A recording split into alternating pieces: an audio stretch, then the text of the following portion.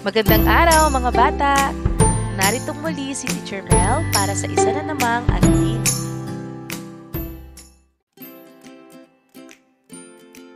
Ang ating pag-aaralan ay ang pagkilala sa mga tunog, pantig at salita sa konteksto ng komunidad.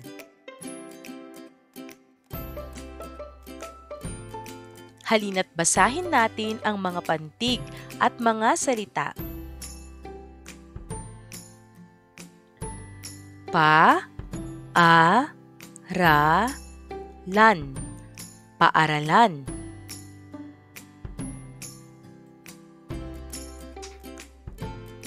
Pa-ma-ya-nan, pamayanan.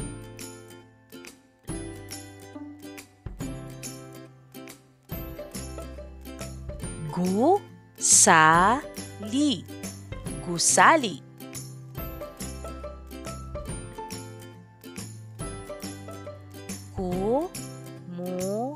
Komunidad, komunidad.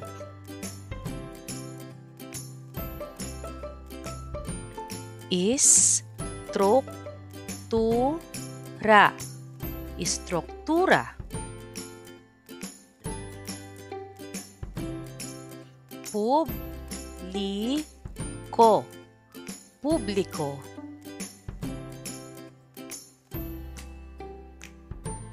Barangay, barangay.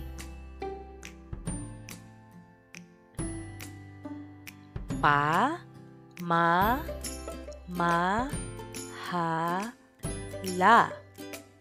pamamahala.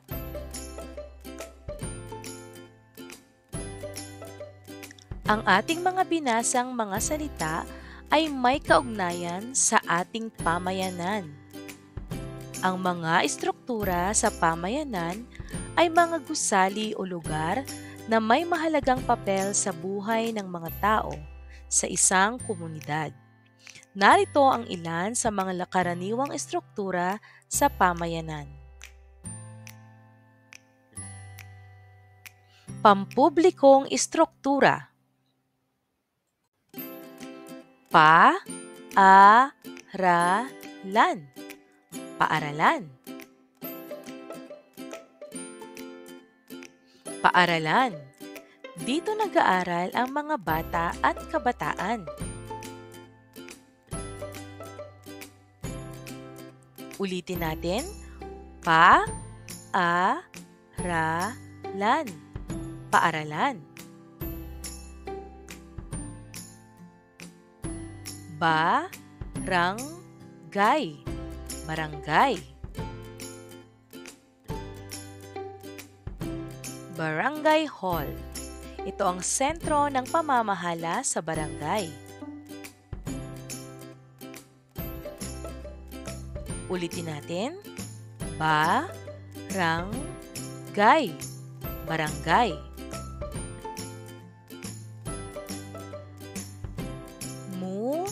Munisipyo, munisipyo. Munisipyo. Ito ang sentro ng pamamahala sa isang bayan o lungsod.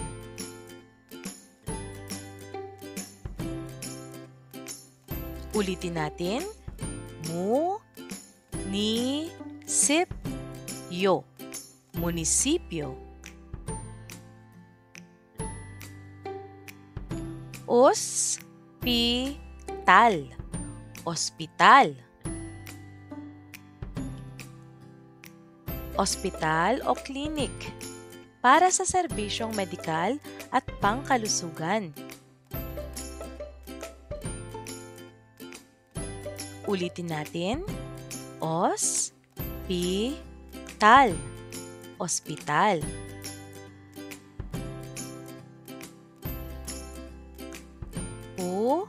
Pulisya, pulisya. Ang pulisya ay para sa kaligtasan at proteksyon ng mga mamamayan. Ulitin natin. ya, pulisya. Istasyon, istasyon. Bumbero, bumbero.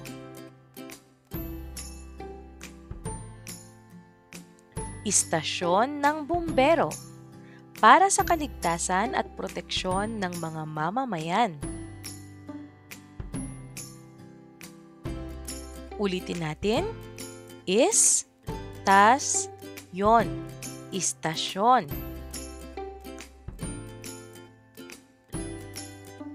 Bumbero, bumbero.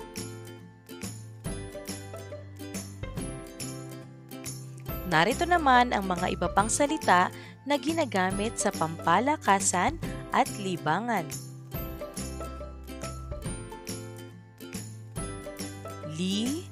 Liwasan, liwasan. Ang plaza o liwasan ay pampublikong lugar para sa pahinga at pagdiriwang. Ulitin natin. Liwasan, liwasan.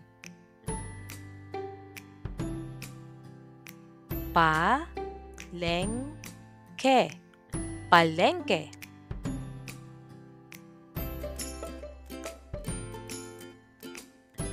Ang palengke ay pamilihan ng pagkain at iba pang produkto. Ulitin natin. Palengke,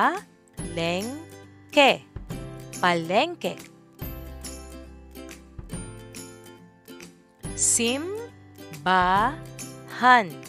simbahan.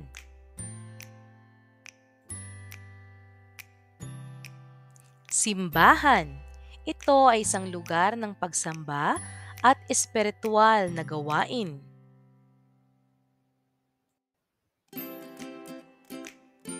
Ulitin natin. Simbahan, simbahan. Ngayon naman, ang ating babasahin na mga salita ay may kinalaman sa komersyal at industrial na estruktura.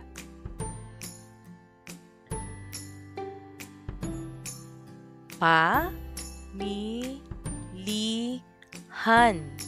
pamilihan.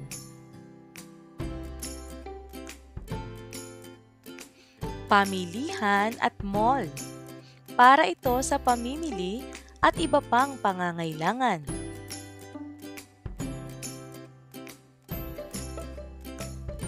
Ulitin natin. Pamilihan, pamilihan. Bangko, bangko.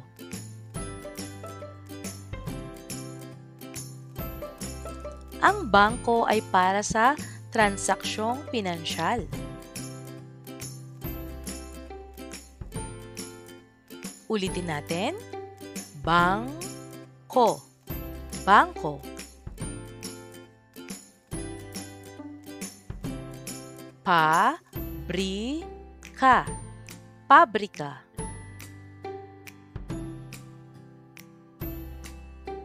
Ang pabrika ay isang lugar kung saan ginagawa ang mga produkto. Ulitin natin. Pabrika, pabrika.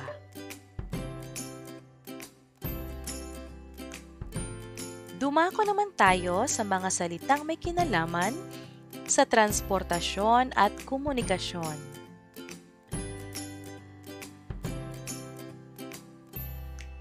Bus o bus. Jeep. Istasyon ng bus o jeep.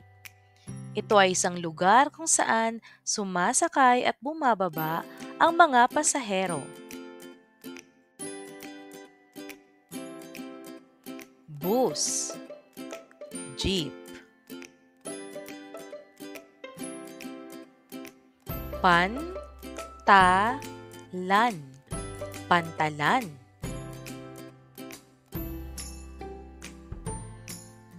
Daungan o pantalan para sa transportasyong pandagat. Ulitin natin. Pantalan, pantalan.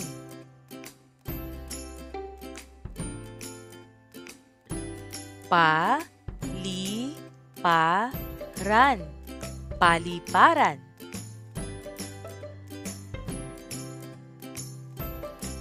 Paliparan para sa transportasyong panghimpapawid.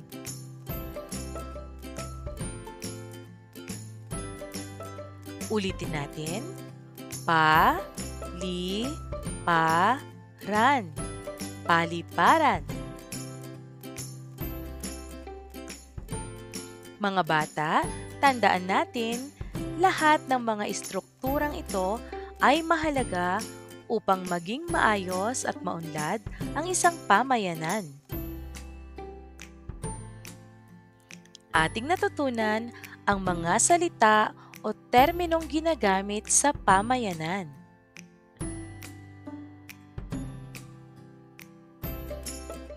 Ulit-ulitin nating basahin ang mga ito upang mapalawak ang ating talasalitaan.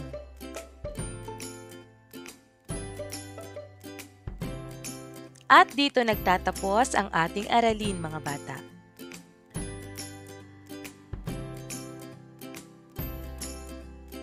Maraming salamat!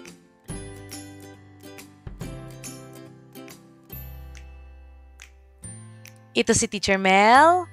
Bye!